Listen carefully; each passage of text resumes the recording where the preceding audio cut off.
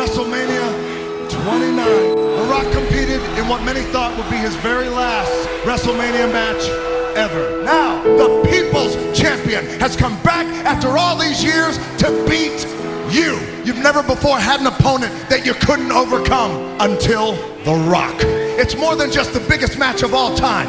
It's more than just you and The Rock making history. Never before has a man been able to say he's walked into WrestleMania and beat Hulk Hogan, beat Stone Cold Steve Austin, and beat John Cena.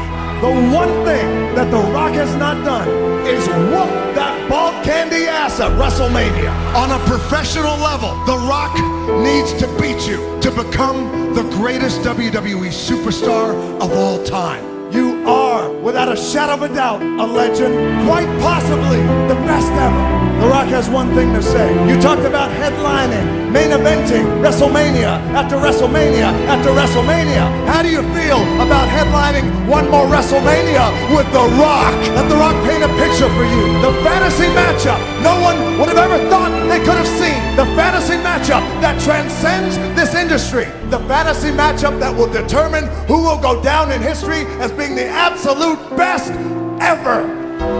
You're on. I accept. On one condition. If I beat you, your career is over.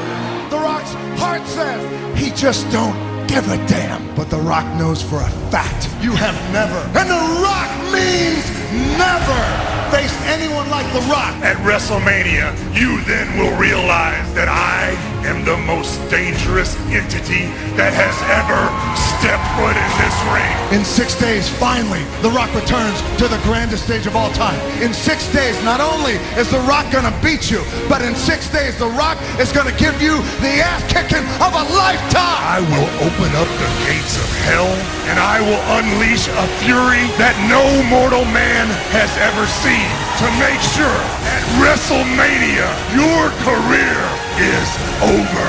You will, you will, you will, you will, you will. Good God Almighty, you will. Smash!